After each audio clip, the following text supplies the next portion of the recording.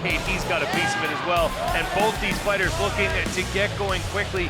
Heathen going for the takedown and secures it up against the cage. Well, and Heathen mentioned that he knows that Corey Atkinson's ground game is effective. So it was a nice takedown off of the leg kick, but some good active defense and a nice pass here by Denny Heathen. He's now in a mount position, and let's see what he's able to do from here.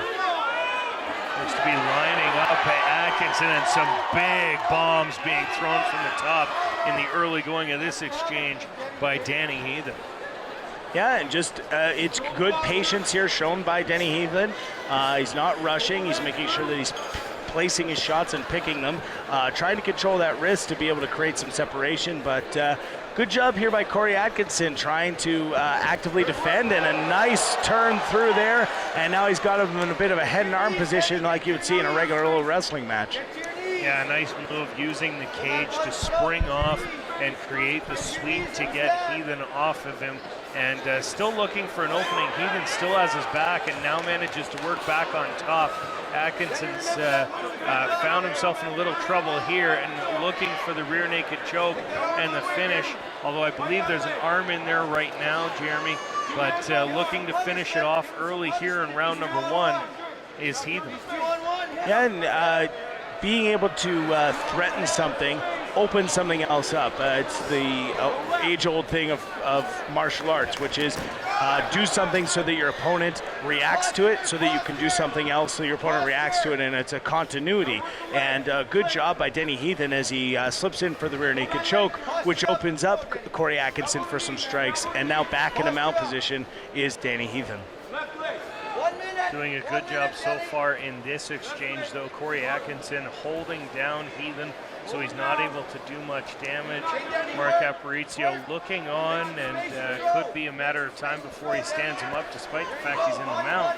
If he doesn't get anything done, he might find himself back on his feet. Well, the referees try not to do it if a mount position, just because it is so dominant. And great wall walk there by Corey Atkinson, now in the guard. He's on top, and great jiu-jitsu defense being shown here by Atkinson.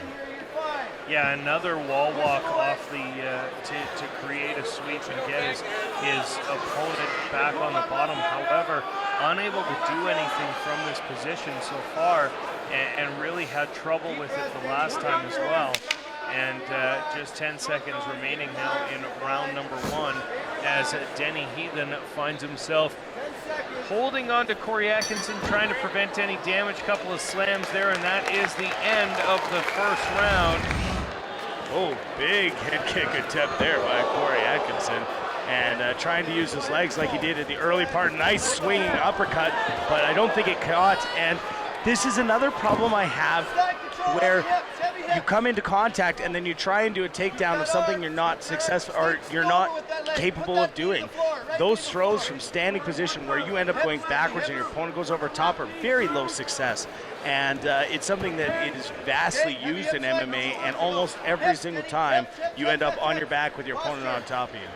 Well, it really seemed there that he might have been trying to pull guard intentionally, get off his feet, knowing that the striking really worked out in the favor of Heathen once before.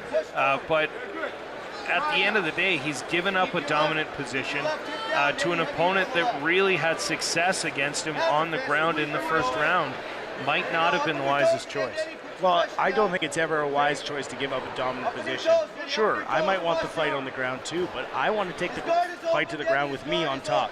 The submissions aren't as plentiful from the top as they are from the bottom, but I can still punch a guy and be effective damage, and then perhaps land one of those submissions from the top, like an armbar, like a Kimura. So, again, I question the strategy here by Corey Atkinson if he, in fact, did pull guard, but Denny Heathen is willing and able and happy to end up in that position.